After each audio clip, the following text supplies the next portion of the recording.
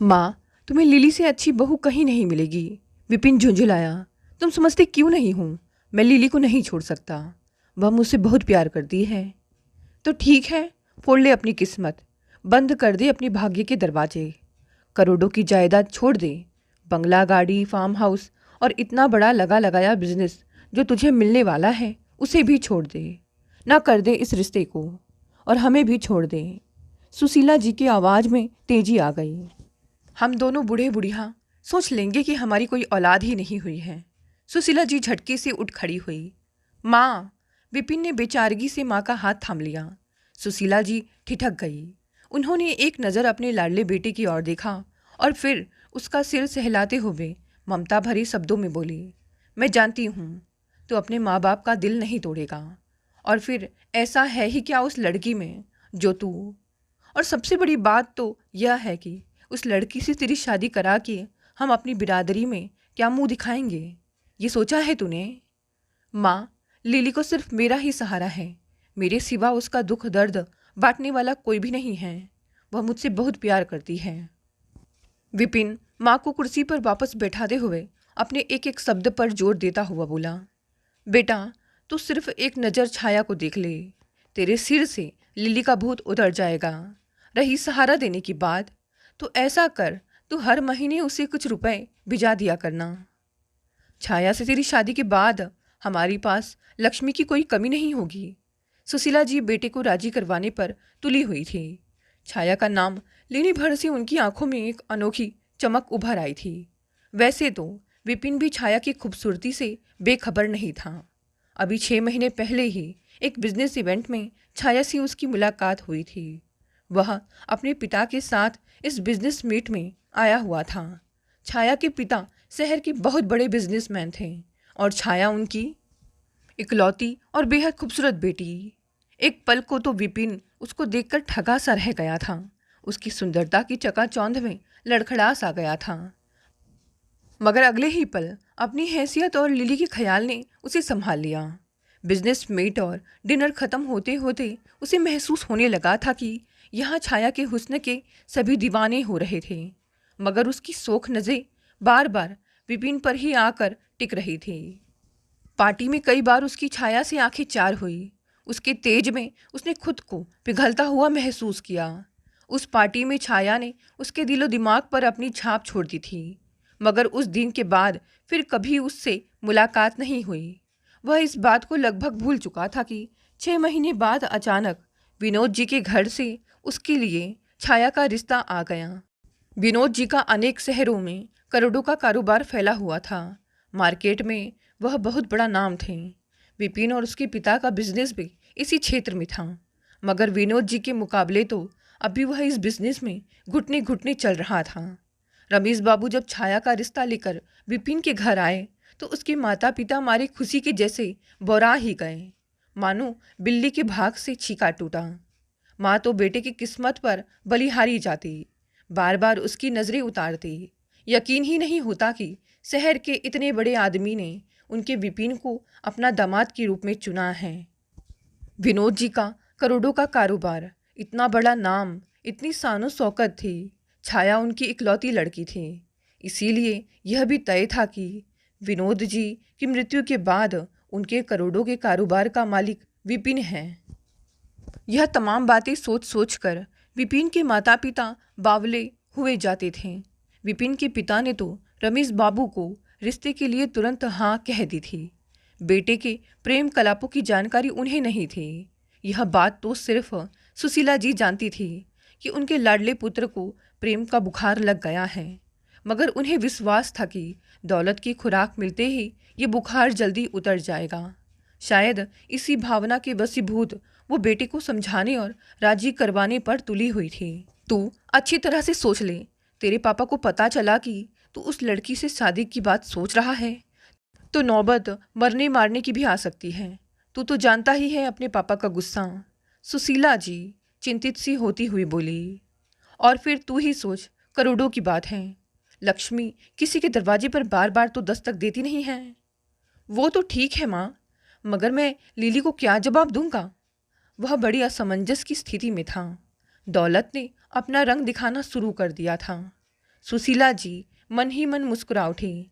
उनकी बातों का असर बेटे पर दिखाई देने लगा था। तो उसकी चिंता मत कर, उसको जमाने की ऊंच नीच उसके बिरादरी वाले समझा देंगे। बस अब तू उससे मिलना जुलना बंद कर दे। सुशीला जी कहते कहते उठ खड़ी हुई। विपिन बैठा बैठा सोचता रहा कि कल वह लिली को क्या बोलेगा, आगे ना मिलने का क्या बहाना बनाएगा। उसे कुछ समझ में नहीं आ रहा था। एक और लिली थी और दूसरी ओर करोड़ों का साम्राज्य, उसके माँ बाप की ख्वाहिशें, छाया की खूबसूरती, जो अब उसे लिली के प्यार से ज़्यादा अनमोल नजर आ रही थी। लिली एक मध्यम वर्गीय परिवार की सीधी सरल लड़की, उसके मासूम मगर खूबसूरत चेहरे पर दो बड़ी बड़ी सम्मोहित कर देने वाली आंखें, उसकी मधुर कोमल और झंकृत आवाज, जैसे वीणा के स्वर बज उठे हों। विपिन से पहली बार उसकी मुलाकात सचिन भाई के स्टूडियो में हुई थी। सचिन भाई विपिन के दोस्तों में से थे। उस रोज लिली स्टूडियो में एक गाने की रिकॉर्डिंग के लिए आई थी। जब विपिन भी किसी काम से सचिन भाई से मिलने पहुंचा था, स्टूडियो के शीशे के पार मिक्सिंग रूम में बैठकर विपिन ने जब लिली को गाते हुए सुना तो उसका दीवाना हो गया। गीत स्वयं लिली का लिखा हुआ था। वह बड़ी देर तक स्टूडियो में बैठा उसके गीत के बोलों और उसकी आवाज़ों के माधुर्य में खोया रहा। कितनी वेदना थी उसके गीत में। और अचानक ही लिली के साथ उसकी ज़िंदगी एक अनजाने सफ़र पर चल पड़ी, जिसकी मंजिल का पता दूर दूर तक नहीं था। लिली अपनी आवाज़ के सहारे अपनी अपंग विधवा माँ और छोटे भाई का पेट पाल रही थी। उसकी ज़िंदगी एक सीधे सपाट रास्ते पर रेंग रही थी कि विपिन ने अचानक उसमें प्रवेश कर चारों ओर फूल ही फूल खिला दिए। पहले प्यार का स्पर्श लिली ने दिल की गहराइयों से महसूस किया था। विपिन जैसे खूबसूरत नौजवान का प्यार ठुकरा पाना उसकी बस में नहीं था। उसकी माँ ने उसे जात बिरादरी की बहुत ऊंच नीच समझाई, मगर सब बेकार। बेटी की कमाई ना खा रही होती तो उन दोनों के ताल्लुकात पर शायद जमीन आसमान एक कर देती, उसका स्टूडियो जाना बंद करवा देती। मगर लाचार थी पैसे से भी और अपने पैरों से भी। बेटा भी उसका अभी काफ़ी छोटा था और अभी पढ़ रहा था। पिता 5 साल पहले 4 साल की सुजान और 14 साल की लिली को छोड़कर हमेशा के लिए चल बसे। 2 कमरों के एक छोटे से घर के अलावा और कोई धन दौलत नहीं थी। पिता जिस प्राइवेट स्कूल में मामूली तनख्वाह पर टीचर थे, उसी में लिली फ्री में पढ़ रही थी। पिता के मरने के बाद उसने बड़ी मुश्किल से अपनी पढ़ाई पूरी की थी। हाँ, उसका गला बेहद सुरीला था, तो स्कूल टाइम से ही कभी रेडियो तो कभी टीवी के छोटे छोटे प्रोग्राम मिलते रहते थे। इसी से घर का खर्च और छोटे भाई की पढ़ाई का खर्च निकल रहा था। शाम के वक्त वह ट्यूशन क्लास चलाती थी। विपिन से मुलाकात के बाद लिली की ज़िंदगी को जैसे खुशियों की संजीवनी ही मिल गई थी। वह हर वक्त फूलों की तरह हंसती मुस्कुराती रहती थी। उसका सौंदर्य भी निखर आया था। माँ ने भी अब उसे समझाना छोड़ दिया था। उनके मुंह से तो सदा यही निकलता, जाने क्या लिखा है इसकी तकदीर में। हालांकि विपिन को वह भी पसंद करती थी। खूबसूरत, जवान, पढ़ा लिखा और बहुत बड़े व्यापारी का न सही, मगर था तो व्यापारी का ही बेटा। पैसे की कमी भी नहीं थी। अगर कहीं वह अपने ही बिरादरी का होता तो लिली की माँ तो ऐसे रिश्तों पर वारी वारी जाती। ऐसा दामाद तो उन्हें चिराग लेकर ढूंढने से भी नहीं मिलता। मगर अफसोस ऐसा ना था। फिर भी उन्होंने लिली की खुशियों के आगे हथियार डाल दिए थे। हर वक्त गंभीर और उदास रहने वाली उनकी बेटी, जिसने अपनी जवानी की चुहलों को दरकिनार करके घर का खर्चा बखूबी संभाला हुआ था, आज विपिन के साथ हंसती खिलखिलाती कितनी अच्छी लगती थी। उसके मुखड़े पर निखार आ गया था, जैसे गुलाब के फूल पर पड़ी हुई गर्द सावन की हल्की सी फुहार से धुल गई हो। विपिन न केवल उस सूने घर आंगन में हंसी मजाक का तूफान खड़ा कर देता था, बल्कि समय कुसमय उनकी आर्थिक मदद भी करता रहता था। और यही वजह थी कि माँ के मुंह पर ताले पड़े गए थे और लिली विपिन को अपना मसीहा मान बैठी थी। अचानक दरवाजे की दस्तक ने लिली को चौंका दिया। वह पलंग पर बैठी एक गीत लिखने में मशगूल थी। दरवाजे पर विपिन के होने के ख्याल से उसका दिल बल्लियों उछलने लगा। वह लगभग भागती हुई दरवाजे तक पहुंची कुंडी खोली तो उसके चेहरे पर खुशियों के हजारों रंग बिखर गए। सामने उसका विपिन खड़ा था। वो उससे लगभग लिपटते हुए बोली, आज जल्दी कैसे आ गए? कुछ काम था, छोटा सा जवाब देकर विपिन तख्त की ओर बढ़ गया। माँ नहीं है? उसने इधर उधर दृष्टि घुमाई। नहीं, सुजान के साथ वैद्य जी के पास गई हैं मालिश का तेल लेने। लिली ने उसे प्यार से देखते हुए कहा और उसकी बगल में बैठ गई। लिली, मैं बिजनेस के काम से कुछ 2-3 महीनों के लिए बाहर जा रहा हूँ। 2-3 महीनों के लिए? क्यों? कहाँ? लिली ने बेचैनी से पूछा। कोलकाता, विपिन ने संक्षिप्त सा उत्तर दिया। पापा चाहते हैं कि वहाँ हमारा एक नया शोरूम खुल जाए। वो अब बिजनेस बढ़ाना चाहते हैं, इसके लिए मेरा जाना जरूरी है। अच्छा, कब तक वापस आओगे? लिली ने उदास होते हुए पूछा। कम से कम 3 महीने तो लग ही जाएंगे, ज़्यादा वक्त भी लग सकता है, विपिन ने जवाब दिया। मैं यहाँ तुम्हारे बिना कैसे रहूँगी? लिली परेशान हो गई। अरे यार, समय जाती देर नहीं लगती। फिर ये भी तो सोचो, अगर कोलकाता में हमारा बिजनेस सेट हो गया तो हमें कितना फ़ायदा होगा। फिर पापा भी मुझसे खुश हो जाएंगे। क्या तुम यह नहीं चाहती? विपिन प्यार से उसका चेहरा अपनी हथेलियों के बीच लेते हुए बोला। वो तो ठीक है, मगर लिली की आंखों में आंसू आ गए। देखो लिली, बात समझने की कोशिश करो। अगर मेरी वजह से पापा का बिजनेस बढ़ता है तो मेरे ऊपर उनका भरोसा बढ़ेगा। वो मेरी बात मानेंगे और तब हम दोनों की शादी के लिए मैं उनको आसानी से मना भी सकता हूँ। वरना, विपिन ने उसे फुसलाने की कोशिश की। लिली की आंखों से झरझर आंसू बहने लगे। विपिन से एक दिन की दूरी भी उसे बर्दाश्त नहीं थी और वह 3 महीने के लिए दूर जाने की बात कर रहा था। मैं कुछ कहते कहते लिली के होठ थरथराने लगे। शब्द उसके हलक में ही अटक कर रह गए। मैं तुम्हें फ़ोन करता रहूँगा। विपिन उठ खड़ा हुआ। उसे डर था कि लिली के आंसुओं के सामने वह अपने झूठ को ज़्यादा देर तक संभाल नहीं पाएगा। मैं अभी चलता हूँ, पैकिंग वगैरह भी करनी है। अपना ख्याल रखना, परेशान मत होना। वह दरवाजे की तरफ बढ़ने लगा। लिली अपने आंसुओं को समेटती उसके पीछे उठ खड़ी हुई। देखो, तुम खुद कोई फ़ोन मत करना, वहाँ मैं काफ़ी बिजी रहूँगा। मैं ही टाइम मिलने पर तुम्हारे स्टूडियो फ़ोन कर लिया करूँगा, ठीक है ना? विपिन ने पलट कर कहा। हाँ, लिली ने सिर हिलाया। विपिन चला गया, मगर आज जाते वक्त ना तो उसने लिली के माथे पर अपनी प्यार की मुहर लगाई थी, ना ही उसे मुड़कर देखा था। वह तो जैसे उसकी निगाहों की पकड़ से जल्द ही बहुत दूर हो जाना चाहता था। उसे डर था कि अगर उसने पलटकर देखा तो वहीं जकड़ जाएगा, उसके पैर उसका साथ नहीं देंगे। वह अपने पीछे आंसुओं में डूबी लिली को छोड़कर तेज तेज कदमों से बढ़ता चला गया। जिंदगी अपनी रफ्तार से चलने लगी। 3 हफ्ते गुजर गए।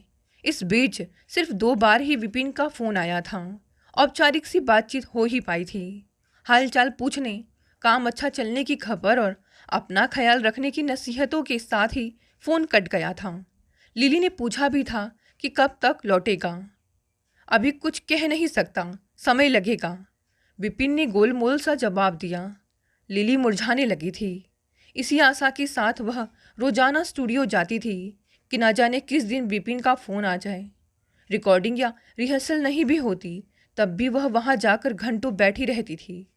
2 महीने बीत चुके थे। इधर सचिन भाई ने लिली को कई गीत लिखने के लिए कहे थे। उसकी आवाज़ भी मार्केट में ठीक बिजनेस दे रही थी। अक्सर ही किसी न किसी रेडियो विज्ञापन की रिकॉर्डिंग होती रहती थी। काफ़ी समय बीत चुका था, विपिन का फ़ोन आए। बीते 2 हफ्तों से उसका फ़ोन नहीं आया था। कोलकाता का फ़ोन नंबर लिली के पास नहीं था, वरना वह खुद ही बात कर लेती। विपिन ने फ़ोन नंबर दिया ही नहीं, बोला कि स्टूडियो के लैंडलाइन पर मैं खुद ही फ़ोन करूँगा। शायद काम ज़्यादा बढ़ गया हो, लिली सोचती। कई बार सोचा कि उसके घर पर फ़ोन करके पता करे, मगर विपिन की हिदायत याद आ जाती। घर पर फ़ोन मत करना, और वह दिल महसूस कर रह जाती। पता नहीं वो कैसा होगा। लिली स्टूडियो में बैठी अपनी ख्यालों में गुम थी। अचानक एक गाने की रिकॉर्डिंग फिर से होगी। सचिन भाई ने अंदर प्रवेश करते हुए उससे कहा, वह चौंक कर उनकी तरफ देखने लगी। क्या सोच रही हो लिली? उन्होंने स्नेहिल स्वरों में पूछा। जी कुछ नहीं, आप कुछ कह रहे थे। लिली उनकी तरफ देखने लगी।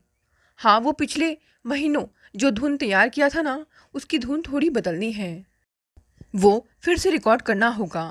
मास्टर जी को भी बुलाया है, आता ही होंगे। सचिन भाई ने संगीतकार के बारे में बताया। तुम्हारे पास तो लिखा होगा ना वो गाना? उन्होंने प्रश्नवाचक दृष्टि लिली पर डाली। जी लिखा तो है, मगर वह डायरी तो घर पर पड़ी है। घर पर? अच्छा, तुम यहाँ किसी डायरी में देखो, कहीं ना कहीं लिखा रहा होगा। लिली मेज पर रखी डायरियों के पन्ने पलट कर देखने लगी।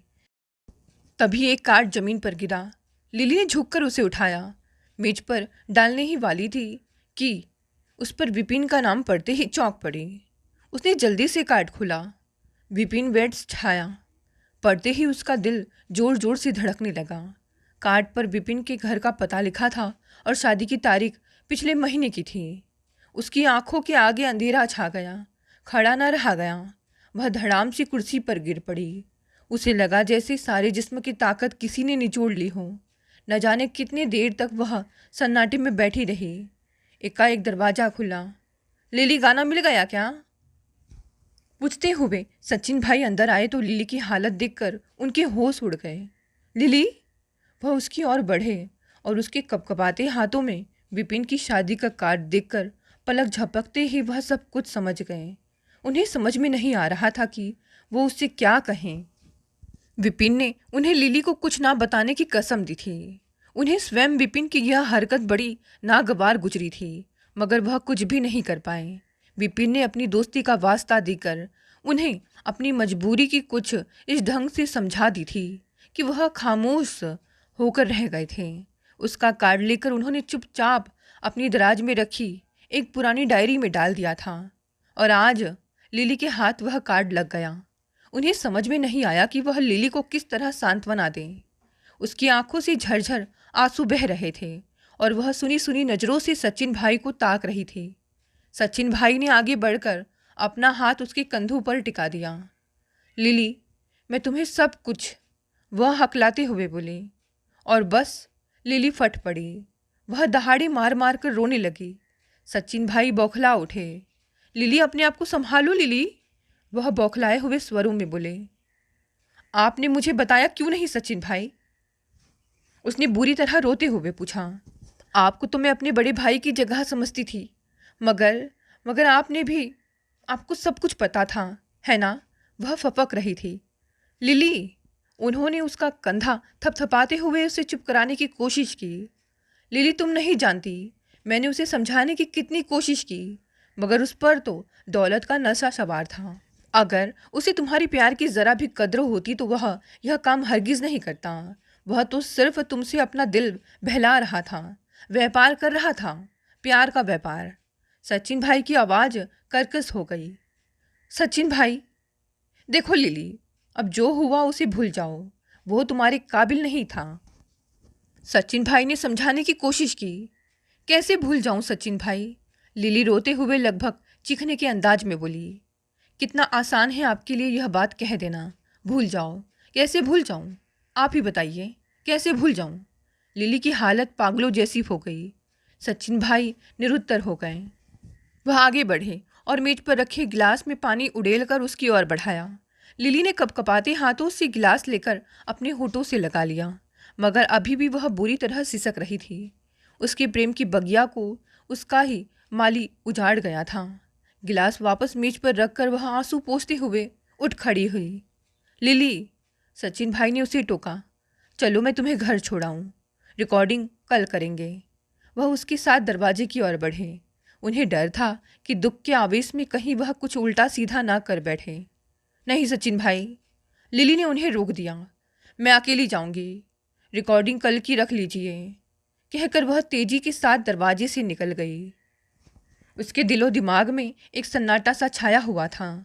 उसे यकीन नहीं हो रहा था कि उसका विपिन उसके साथ ऐसा कर सकता है। टैक्सी लेकर वह सीधे उसके घर की ओर चल दी। विपिन के दरवाजे पर पहुंचकर लिली ने धड़कते दिल से कॉल बेल पर उंगली रखी। थोड़ी देर में एक नौकर ने दरवाज़ा खोला। जी मैम साहब। उसने लिली को प्रश्नात्मक दृष्टि से देखा। मुझे विपिन से मिलना है, लिली ने जवाब दिया। जी वो तो अपनी नई वाली कोठी में है, नौकर ने कहा। नई वाली कोठी में? लिली ने आश्चर्य से पूछा। क्या तुम वहाँ का पता बता सकती हो? जी हाँ, राजीव रोड पर 3 नंबर की सफ़ेद रंग की कोठी है, वह बोला। ठीक है, संक्षिप्त सा उत्तर देकर वह पलट पड़ी। टैक्सी वाले को उसने राजीव रोड चलने के लिए कहा। राजीव रोड पर स्थित 3 नंबर की कोठी बहुत ही शानदार थी। गेट पर खड़े गार्ड ने जब लिली को गेट की तरफ जाते देखा तो सावधान की मुद्रा में खड़ा हो गया। किससे मिलना है मेम साहब? उसने पूछा। क्या विपिन यहीं रहते हैं? लिली ने हिचकिचाते हुए पूछा। जी हाँ, विपिन साहब का ही बंगला है, उसने गर्दन अकड़ाकर जवाब दिया। मुझे उनसे मिलना है, लिली ने कहा। आप अपना विजिटिंग कार्ड दे दीजिए, मैं अंदर पहुंचाए देता हूँ। नहीं, कार्ड तो नहीं है। तुम उनको बता दो कि लिली मिलना चाहती है, वह समझ जाएंगे, लिली ने गार्ड से कहा।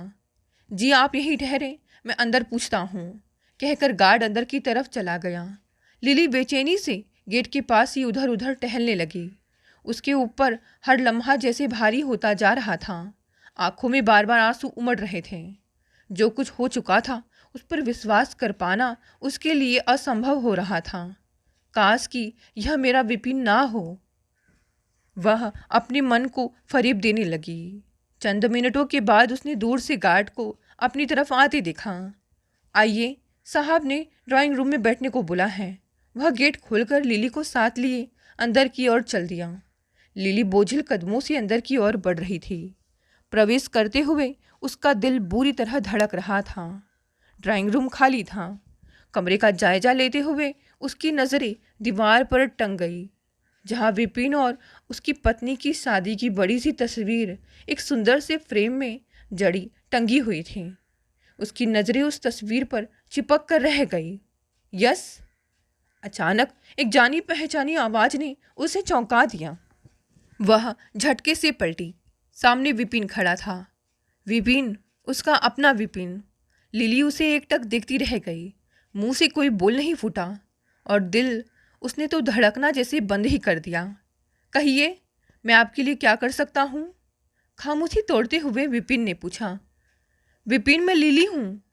वह उसके अजीबपन से घबरा उठी। जानता हूँ, लेकिन कैसे आना हुआ? बेरुखी की स्पष्ट झलक उसके चेहरे पर प्रकट हो रही थी। लिली सख्ते की हालत में थी। उसको विपिन से ऐसे व्यवहार की कतई कोई उम्मीद नहीं थी। विपिन, क्या तुमने शादी? उसने हकलाते हुए विपिन से पूछना चाहा। देखो लिली, अब तुम यहाँ तक पहुँची हो तो तुम्हें यह बात भी अच्छी तरह पता होगी। वह बड़ी ढिठाई से बोला। तो क्या? जो कुछ तुमने मेरे साथ किया वह सिर्फ एक खेल था? लिली की सांसें लौटने लगी। देखो लिली, प्यार और शादी में बड़ा फ़र्क होता है। शादी के मामले में परिवार, बिरादरी और स्टेटस हर बात का ख्याल रखना पड़ता है। वह समझाने के अंदाज में बोला। तुमने प्यार करते वक्त इन बातों को क्यों नहीं सोचा था विपिन? तुम मुझसे झूठ बोल कर गए। तुमने मुझे धोखे में रखा। लिली उखड़ने लगी। देखो, अब जो हुआ उसे ख़त्म करो। हमारी तुम्हारी शादी किसी कीमत पर नहीं हो सकती थी लिली। मैं अपने परिवार वालों की मर्जी के बाहर नहीं जा सकता था। शादी ब्याह हमेशा बराबर वालों में ही होता है। रही बात प्यार की, तो मैं उसकी कीमत चुकाने को तैयार हूँ। तुम्हें जितनी भी आर्थिक मदद की ज़रूरत हो मुझसे कह सकती हो। विपिन सौदा करने लगा। विपिन! लिली की चीख कमरे में गूंज गई। लिली, चिल्लाने की ज़रूरत नहीं है। यदि मैंने कुछ समय के लिए तुम्हारे प्यार से अपना दिल बहलाया था तो मैं उसकी पूरी कीमत चुकाने को तैयार हूँ। विपिन सोफे पर फैल गया। मुझे नहीं मालूम था विपिन कि दौलत का नशा आदमी को इतना नीचे गिरा सकता है। उसकी आंखें भर आई। अगर प्यार तुम्हारे लिए सिर्फ दिल बहलाने की चीज़ है तो आज के बाद इस बात को मैं हमेशा याद रखूँगी। आंखों में भरे हुए मोती उसके गालों पर लुढ़क आए थे। ज़्यादा कुछ कहने के लिए उसके पास शब्द न बचे। उसने तेजी से आंसू पोंछे और दरवाजे की ओर बढ़ गई। चलो, बला टली। विपिन ने राहत की ठंडी सांस ली। उसे उम्मीद नहीं थी कि मामला इतनी आसानी से निपट जाएगा, लिली की जगह कोई और लड़की होती तो शायद चीख चीख कर आसमान सिर पर उठा लेती, पुलिस में जाने की धमकी देती। मगर ये तो बस थोड़ी सी आंसू बहाकर ही चली गई। ये तो अच्छा हुआ कि इस वक्त छाया घर पर नहीं थी, क्लब गई हुई थी, वरना स्थिति संभलनी मुश्किल हो जाती। खैर चलो, खामोशी से मामला खत्म हो गया। विपिन को इस बात का जरा भी आभास नहीं था कि यह सन्नाटा उसकी जिंदगी में आने वाले बड़े तूफान से पहले का सन्नाटा था। शाम घिरने लगी थी। छाया अभी तक घर नहीं लौटी थी। वैसे भी वह अक्सर रात देर से ही घर लौटती थी। कभी क्लब, कभी पार्टी, तो कभी किसी दोस्त के घर पर डिनर। उसके लिए रोजमर्रा की बात थी। अक्सर विपिन उसके साथ होता था, मगर पार्टी इत्यादि में जब वह विपिन को छोड़कर बेतकल्लुफी से अपने दोस्तों की बाहों में लिपटी डांस फ्लोर पर थिरक रही होती तो विपिन को बड़ा बुरा लगता था। शुरू शुरू में उसने दबी जुबान से उसे टोका भी, मगर छाया ने सबके सामने उस पर बैकवर्ड और स्टूपिड जैसे शब्द न्योछावर कर दिए तो वह चुप लगा गया। इतनी कीमती बीवी को वह किसी कीमत पर नाराज नहीं कर सकता था। धीरे धीरे वह क्लब और देर रात पार्टियों से कटने लगा था। कभी सिर दर्द, कभी थकान का बहाना करके वह घर पर ही रुक जाता था। आया तो वह भी एक मध्यम वर्गीय परिवार से था। ऊंची सोसाइटी में रचने बसने और उनके तौर तरीके सीखने में वक्त तो लगेगा ही।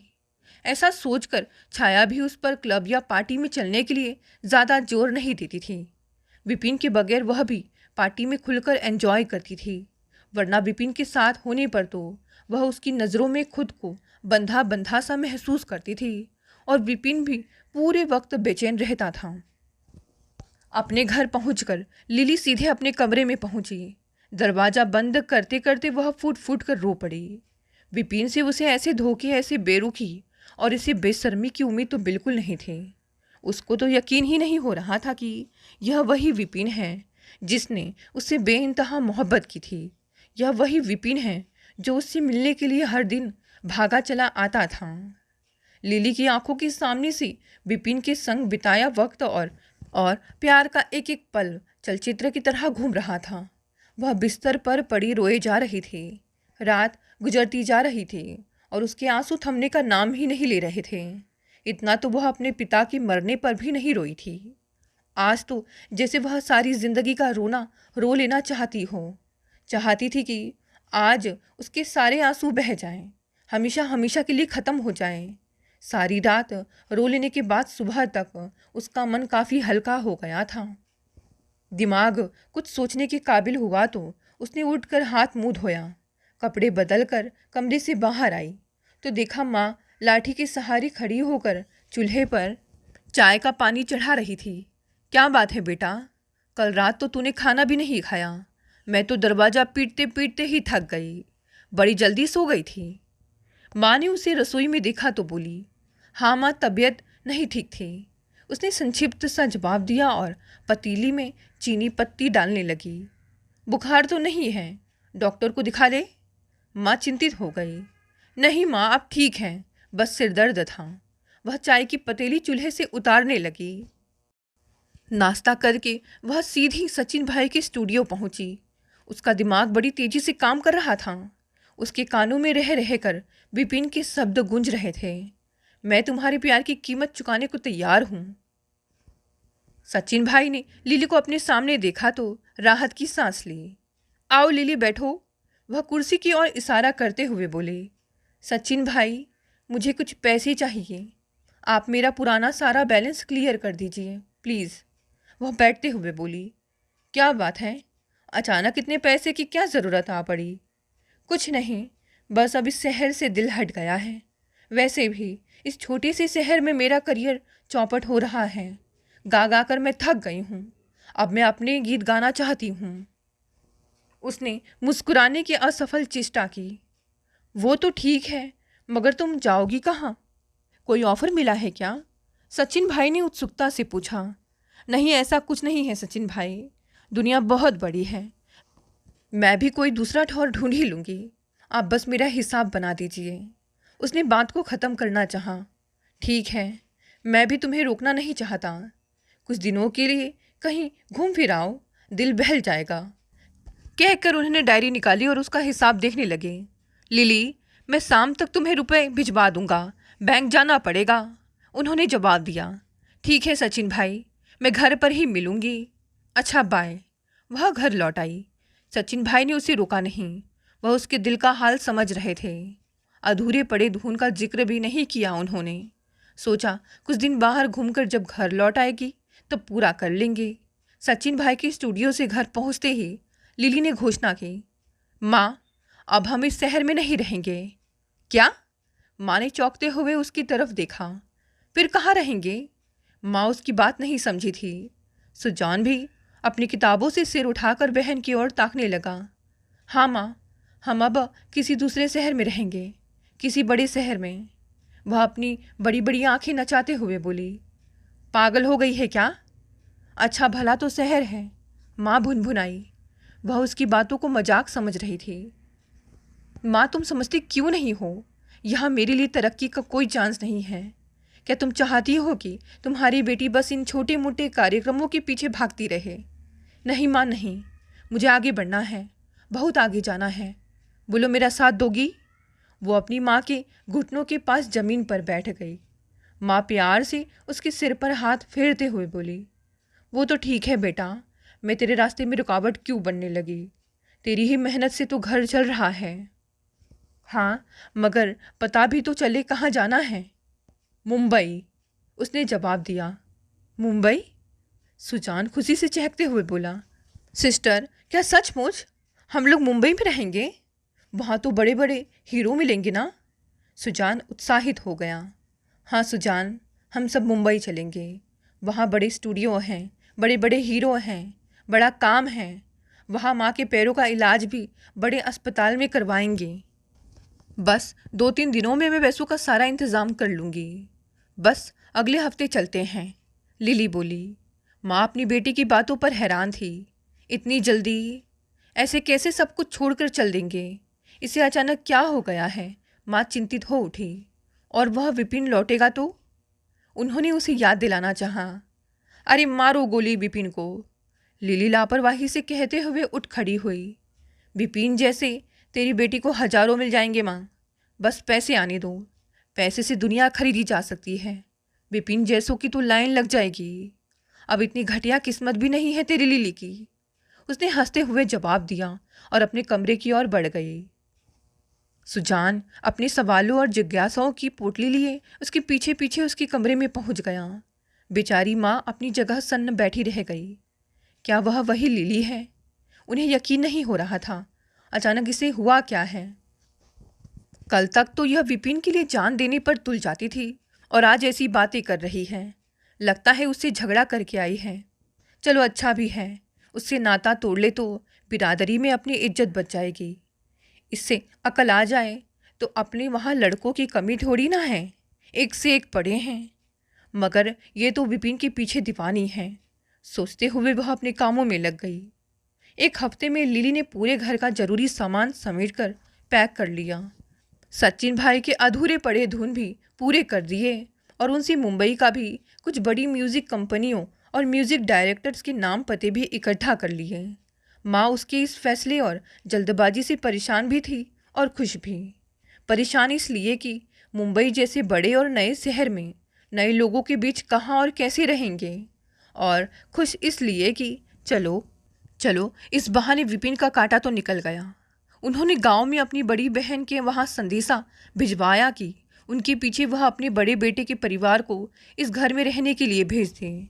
घर को खाली छोड़कर कैसे चली जाती? पति की आखिरी निशानी है, बेचने की तो सोच भी नहीं सकती। इसीलिए किसी का यहाँ रहना जरूरी है। कहीं खाली पड़ा घर देखकर किसी ने कब्जा कर लिया तो? लिली ने सचिन भाई से उनके एक पुराने मित्र के घर का पता लिया था जो मुंबई में काफ़ी अरसे से रह रहे थे। यूँ कहे कि सचिन भाई ने खुद ही लिली को उनका पता दिया था और कहा था, नया शहर होगा, मैं पंजित को फ़ोन कर दूंगा, तुम जब तक चाहो उसके वहाँ रह सकती हो।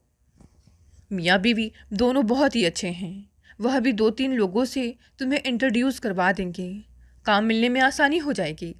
सचिन भाई अपनी तरफ से लिली की काफ़ी मदद कर रहे थे। लिली सचिन भाई की एहसानमंद थी, इस मामले में उन्होंने सचमुच बड़े भाई की तरह उसकी मदद की थी। समय बीतता गया। लिली को गए करीब करीब 3 साल होने को आए। इस बीच उसकी कोई खबर नहीं मिली। वह कहाँ है, किस हाल में है, कोई नहीं जानता। सचिन भाई ने मंजीत को फ़ोन भी किया था। पता चला कि वह लोग उसके वहाँ बस 1 महीना ही रहे। फिर उनको अंधेरी की किसी चौल में जगह मिल गई और तीनों उधर ही शिफ्ट हो गए। कुछ दिन फ़ोन करके लिली हालचाल देती रहती थी, फिर उसके फ़ोन आने बंद हो गए। आजकल वो लोग कहाँ हैं यह मंजीत को भी नहीं पता। आजकल मार्केट में ललिता के नए रैप एल्बम की धूम मची हुई थी। क्या जबरदस्त गाने थे, सुनते ही लोगों के पैर थिरकने लगते थे। आजकल पब्लिक को सिर्फ मसाला चाहिए। चारों ओर उसके गाने और डांस की धूम मची हुई थी। मुंबई की बड़ी बड़ी म्यूज़िक कंपनियां उसके साथ काम करने के लिए ललाई थी। एक एक स्टेज शो की वह लाखों रुपए लेती थी। उसका एक बड़ा म्यूज़िक ग्रुप था, डांसर्स थे। ललिता की सम्मोहित कर देने वाली आवाज़ उन्हें घंटों अपनी जगह पर बंधे रहने के लिए मजबूर कर देती थी। अपने ही देश में नहीं बल्कि विदेशों में भी वह ग्रुप कई परफॉर्मेंस दे चुका था। आज तो इस शहर की किस्मत खुल गई। छाया ने विपिन को दरवाजे से अंदर आते देखा तो खुशी से चहकते हुए बोली, वो कैसे डार्लिंग? तुम्हें नहीं पता, शहर में हंगामा मचा हुआ है। आज होटल ताज में ललिता का म्यूजिकल ग्रुप आने वाला है। शाम 7 बजे उसका शो है, छाया ने खुश होते हुए बताया। अच्छा? विपिन आश्चर्य से बोला। हाँ, मुझे बड़ी मुश्किल से 2 पास मिले हैं। वह उसे कार्ड दिखाते हुए बोली। चलोगे ना? उसने विपिन की ओर देखा। हाँ यार, ललिता का प्रोग्राम तो देखने वाला होगा। सुना है बहुत अच्छी सिंगर है। विपिन ने भी चलने में दिलचस्पी दिखाई। शाम ढलते ही विपिन और छाया कार में सवार होटल ताज की ओर उड़े जा रहे थे। कहीं ऐसा ना हो कि पहुंचने में देर हो जाए और उन्हें सामने की जगह ना मिल पाए। छाया इस वक्त अपने पसंदीदा वस्त्रों में थी। उसके कपड़ों से उड़ने वाले परफ्यूम की सुगंध पूरी कार में भरी हुई थी। विपिन को उसका यह पहनावा बहुत अखरता था।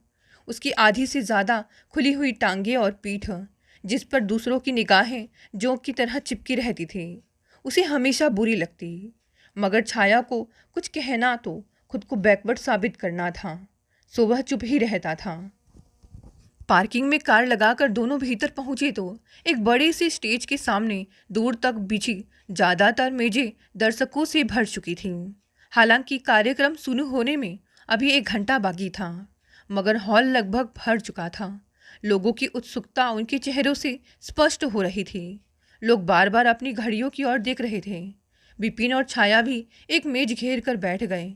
नियत समय पर कार्यक्रम शुरू हुआ। ललिता की तारीफों के पुल बांधते हुए विशिष्ट अतिथि महोदय ने भाषण खत्म किया और माइक मंच का संचालन करने वाले व्यक्ति को पकड़ा दिया। उसकी संक्षिप्त बात के साथ ही हॉल की सारी लाइट्स बुझ गई और फिर तेज म्यूजिक के बीच स्टेज पर रोशनी का एक गोला उभरा। चमचमाते हुए वस्त्रों में एक बहुत ही हसीन युवती ने स्टेज पर प्रकट होकर दर्शकों का अभिवादन किया। हॉल तालियों की गड़गड़ाहट से गूंज उठा। ये ललिता थी, जो इस वक्त एक जलपरी की भांति प्रतीत हो रही थी। उसके कंधों और माथे को ढके चमकीले घुंघराले बाल, होठों पर सुर्ख लिपस्टिक, गले में पड़े हीरे के बहुमूल्य हार से निकलने वाली आभा उसके चेहरे को बेहद आकर्षक बना रही थी। तालियों की गड़गड़ाहट थमते ही हॉल पुनः रोशनी से जगमगा उठा। स्टेज का पूरा दृश्य साफ नजर आने लगा। एक पल को तो विपिन को लगा कि जैसे वह ललिता को जानता है, उससे पहले कहीं मिल चुका है। वह गौर से उसकी शक्ल पहचानने की कोशिश करने लगा। ललिता के घुंघराले बालों ने उसका आधे से ज़्यादा चेहरा ढक रखा था। नृत्य करते करते जब वह अपने बालों को पीछे की ओर झटका देती तो एक बिजली सी कौंध जाती थी। विपिन और छाया स्टेज से काफ़ी दूरी पर बैठे थे, अतः विपिन को बड़ी बेचैनी महसूस हो रही थी। वह लगातार उसके चेहरे को पहचानने की कोशिश कर रहा था। उसका ध्यान गाने की ओर से उचटकर ललिता के चेहरों पर टिक गया था।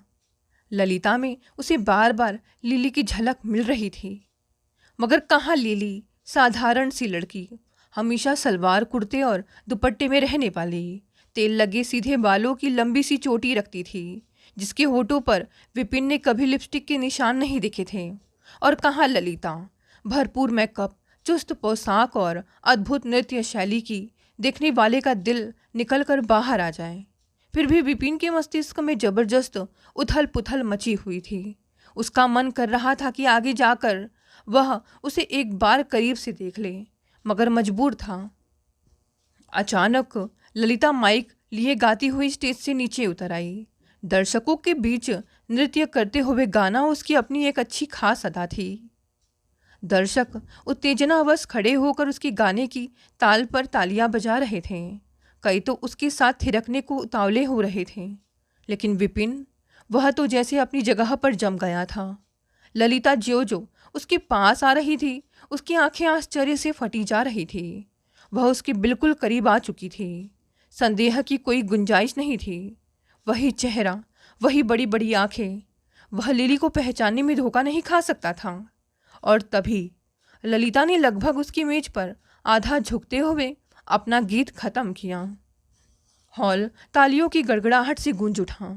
ललिता ने झुककर दर्शकों को धन्यवाद दिया और विपिन पर एक उड़ती सी नजर डाल मुंह टेढ़ा करके माइक लिए झूमती हुई स्टेज पर वापस लौट आई।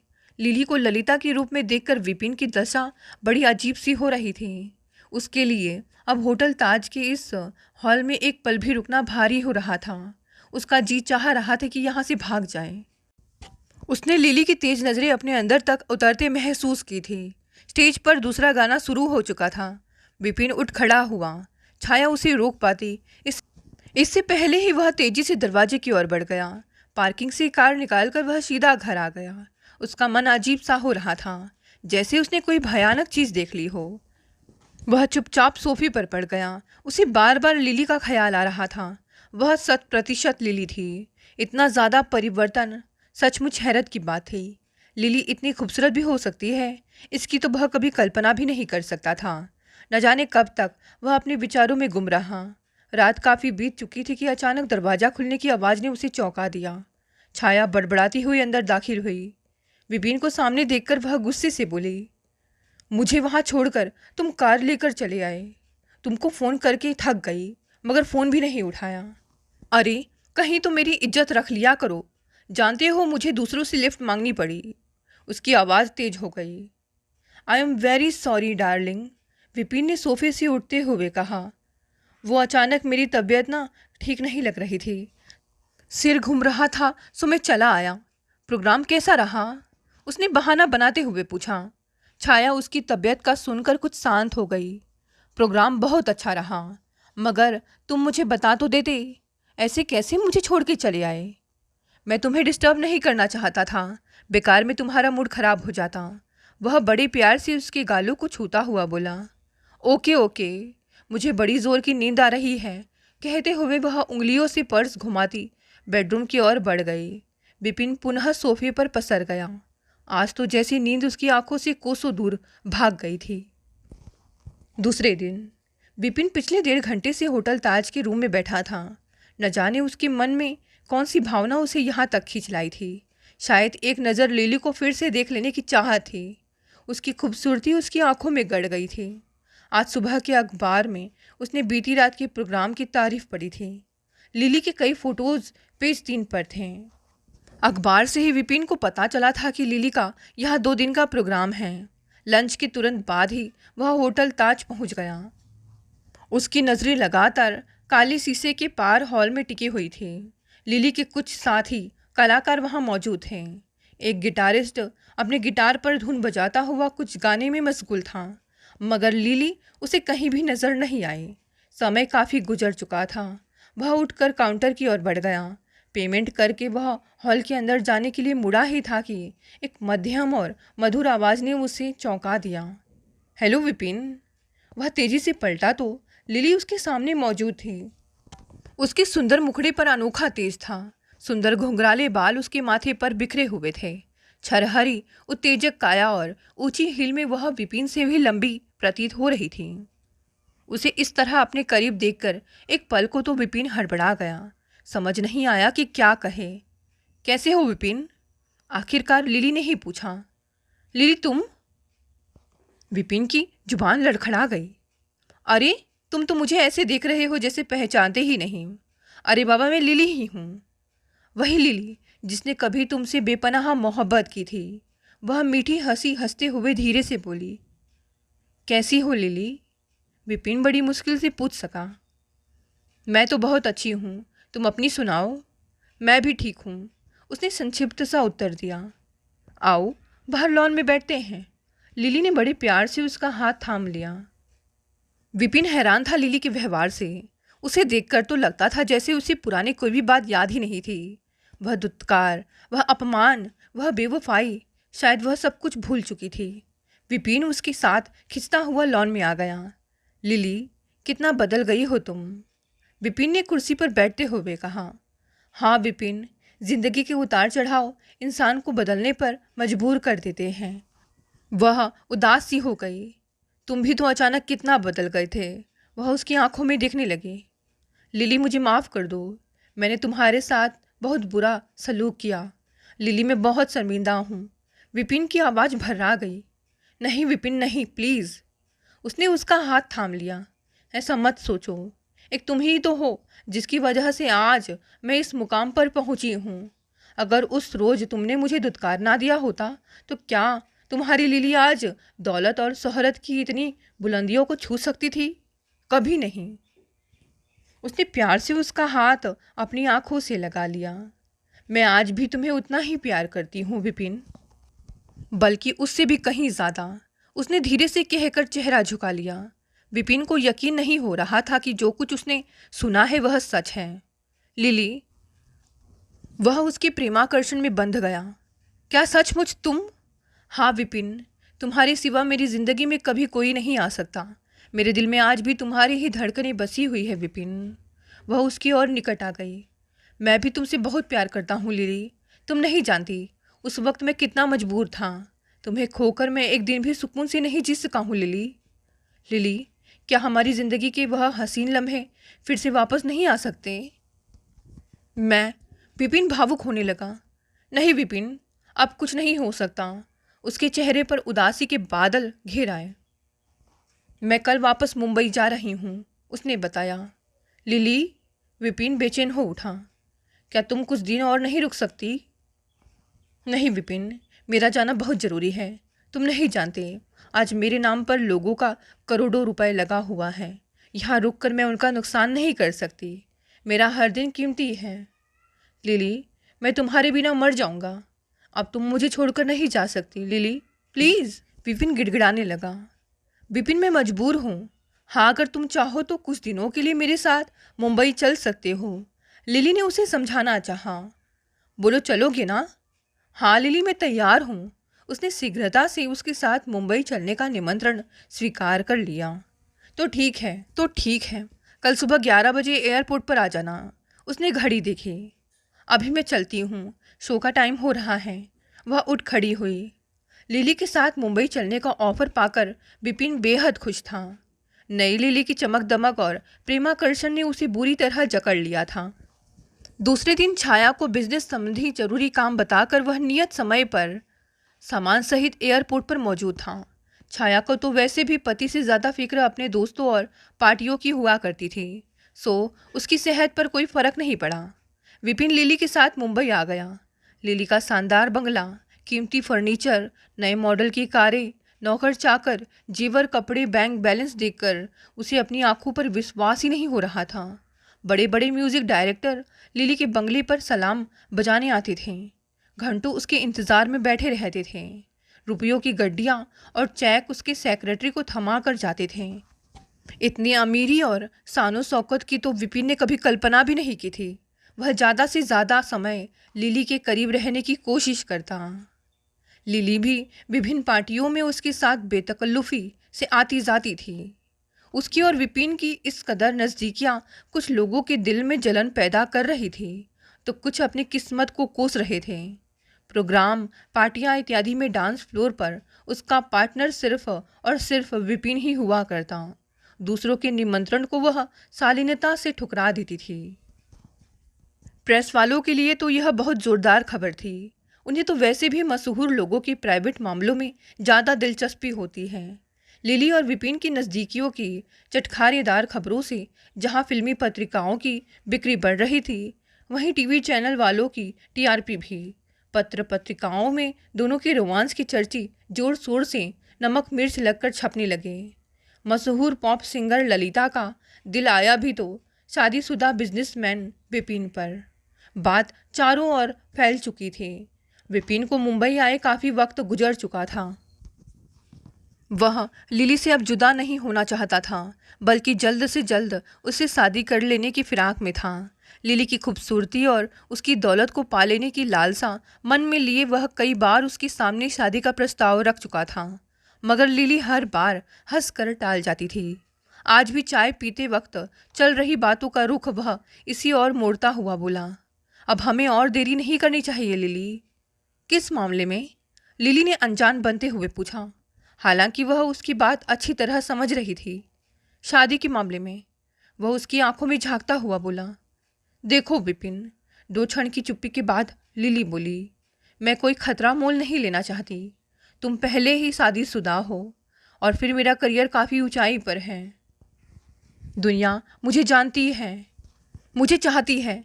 मैं किसी कानूनी पचड़े में पड़कर अपना करियर बर्बाद नहीं करना चाहती। उसने साफ शब्दों में दिल की बात कह दी। विपिन, मैं कोई भी गैर कानूनी काम नहीं करूंगी। अगर मैं छाया से तलाक ले लूँ तब तुम राजी हो? विपिन व्यग्रता से बोला। हाँ, तब कोई अड़चन नहीं। वह खुश हो गई। मैं खुद तुम्हारे बिना नहीं जी सकती विपिन। उसने करीब आकर प्यार से उसके गले में अपनी बाहें डाल दी। I love you Vipin. Lily, Vipin ने उसे कसकर बाहों में भर लिया। मैं कल ही जाकर वकील से मिलता हूँ। अब ये दूरी और बर्दाश्त नहीं होती। लिली, वह उसके कानों में फुसफुसाया। ओ विपिन, तुम कितने अच्छे हो। लिली उससे बुरी तरह लिपट गई। विपिन लिली से शादी के सपने अपनी आंखों में संजोए अपने शहर लौट गया। वह जल्द से जल्द अपने वकील से मिलकर छाया से तलाक के बारे में डिस्कस करना चाहता था।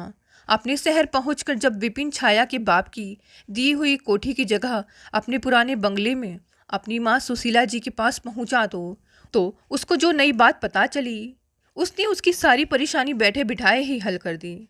दरअसल टीवी चैनलों और अखबारों के जरिए उसके और ललिता के रोमांस के चर्चे पहले ही छाया और उसके पिता विनोद जी तक पहुंच चुके थे। विनोद जी ने इस बात को लेकर विपिन के माँ बाप को काफ़ी खरी खोटी सुनाई थी और उनसे सारे संबंध खत्म कर लिए थे। छाया का गुस्सा तो 7वें आसमान पर था। वह तो अब विपिन की शक्ल भी नहीं देखना चाहती थी। यहाँ तक कि उसने खुद अपने वकील से मिलकर तलाक के कागजात तैयार करवा कर उसके घर भिजवा दिए थे, जिन पर सिर्फ विपिन को हस्ताक्षर भर करने थे। विनोद जी ने विपिन को अपने तमाम कारोबार और कोठी से बेदखल कर दिया था। यह सारी बातें विपिन की माँ सुशीला जी विपिन को फ़ोन पर बताना चाहती थी, मगर विपिन ने तो मुंबई जाते ही अपना फ़ोन नंबर ही बदल दिया था। अखबारों के जरिए सुशीला जी को पता चला था कि वह ललिता के साथ रह रहा है, तो उन्होंने ललिता के बंगले पर भी कई बार फ़ोन किया, लेकिन किसी ने उनसे विपिन से बात नहीं कर पाई। सुशीला जी बदहवास से अपने बेटे को यह तमाम बातें सुना रही थी, मगर विपिन छाया के भेजे तलाक के पेपर्स में ही घुसा हुआ था। उसे तो विश्वास ही नहीं हो रहा था कि सफलता इस तरह यहाँ खुद बाहें फैलाए उसका इंतज़ार कर रही थी। विनोद जी और छाया ने तो उसकी सारी परेशानियां हल कर दी थी। वह बेहद खुश था। अब उसका रास्ता पूरी तरह साफ था। लिली से शादी करने में अब कोई अड़चन ही शेष नहीं थी। विपिन अपने तलाक की डिक्री लेकर मुंबई वापस लौटा तो उसके हर्ष की कोई सीमा नहीं थी। प्रसन्नता के अतिरेक में उसने लिली को अपनी बाहों में उठा लिया। लिली, वह खुशी से झूमता हुआ बोला। ये देखो। उसने अटैची में से तलाक की डिक्री निकालकर उसके सामने रख दी। अब हमारी राह में कोई रुकावट नहीं है लिली। अब हम एक हो सकते हैं। जो तुम चाहती थी वही हुआ लिली। वह हमारी खुशी के बदहवास हुआ जा रहा था। हाँ विपिन, जो मैं चाहती थी वही हुआ। लिली के चेहरे पर व्यंग्यात्मक मुस्कान आ गई। लिली, अब हम जल्दी ही शादी कर लेंगे, वह व्यग्रता से बोला। लिली कुछ नहीं बोली। वह बस एकटक उसका चेहरा देखती रही। विपिन के चेहरे में उसे एक लालची भेड़िया नजर आ रहा था। लिली के मुंह से एक कड़वाहट सी भर आई। तुम चुप क्यों हो लिली? वह उसे खामोश देखकर हैरानी से बोला। क्या तुम खुश नहीं हो? आज से ज़्यादा खुशी तो मुझे कभी हासिल ही नहीं हुई विपिन। लिली की वाणी में व्यंग स्पष्ट था, मगर विपिन इस व्यंग को समझ ही नहीं पाया। वह तो खुशी के अथाह समंदर में गोते लगा रहा था। जी तो चाहता है मैं आज ही तुमसे शादी कर लूँ लिली। वह खुशी के अतिरेक में लिली को अपनी बाहों में भर लेने को उतावला हो उठा, लेकिन लिली उसकी बात सुनकर 4 कदम पीछे हट गई। शादी? कैसी बात कर रहे हो विपिन? शादी ब्याह तो बराबर वालों में होता है। उसके शब्दों में कठोरता आ गई। लिली, विपिन ने आश्चर्य से उसकी ओर देखा। हाँ विपिन, तुम्ही ने तो कहा था कि इस मामले में परिवार, बिरादरी और स्टेटस हर चीज का ख्याल रखना पड़ता है। फिर तुम ही बताओ हमारी शादी भला कैसे हो सकती है? आखिर हमारे मुकाबले में तुम्हारा क्या स्टेटस है? लिली का एक एक शब्द विपिन पर बम की भांति गिरा। वह समझ नहीं पा रहा था कि लिली को आखिर हुआ क्या है। लिली, मैं तुमसे प्यार करता हूँ, वह गिड़गिड़ाया। प्यार? यह शब्द तुम्हारी जुबान से अच्छा नहीं लगता विपिन। तुम और तुम्हारा प्यार तो मेरे लिए उसी दिन मर गया जब तुमने मेरे प्यार की कीमत दौलत से चुकानी चाहिए थी, वह भी उधार की दौलत से। और आज तो मैंने तुम्हारी लाश पर सिर्फ अपने इंतकाम का कफन डाला है। विपिन, आज जाकर मेरे दिल की धधकती हुई ज्वाला शांत हुई है। लिली के चेहरे से विपिन के लिए गहरी नफरत टपक रही थी। विपिन का चेहरा क्रोध से लाल हो गया। मैं तुम्हें जिंदा नहीं छोड़ूंगा नागिन, वह फुफकारता हुआ उसकी ओर झपटा। खबरदार, तुम खुद यहाँ से जिंदा बचकर नहीं जा पाओगे। उसने पीछे देखा। लिली चीखी। वह पीछे की ओर पलटा तो 2 हथियारबंद गार्डों ने उसे अपनी गिरफ्त में ले लिया। उसके मुंह से लिली के लिए गालियों की बौछार निकलने लगी। वह गार्ड की पकड़ से खुद को छुड़ाने की कोशिश करता हुआ चीखा। आखिर तूने अपना त्रिया चरित्र दिखा ही दिया। त्रिया चरित्र का यह खेल मैंने तुम्ही से सीखा है विपिन, लिली ने शांति से जवाब दिया। याद रखो, औरत अगर बदला लेने पर आ जाए तो इस दुनिया की तो क्या, कोई भी ताकत उसे रोक नहीं सकती। मुझे खुशी है कि आज मैंने अपने सबसे बड़े दुश्मन से अपना बदला ले लिया। गार्ड, इसके हाथ पैर बांध दो। उसने अपने सुरक्षा गार्डों को आज्ञा दी और खुद फ़ोन पर कोई नंबर डायल करने लगी। अगली सुबह मीडिया चैनलों की ब्रेकिंग न्यूज़ और समाचार पत्रों की मुख्य खबर थी, मशहूर सिंगर ललिता को कत्ल करने की कोशिश में विपिन शर्मा हथियार सहित गिरफ्तार। दोस्तों, ये कहानी यही समाप्त हो गई। कहानी पसंद आई तो इसे लाइक और शेयर करें। नए हैं तो चैनल को भी सब्सक्राइब कर लें। धन्यवाद दोस्तों, मिलते हैं अगली नई कहानी।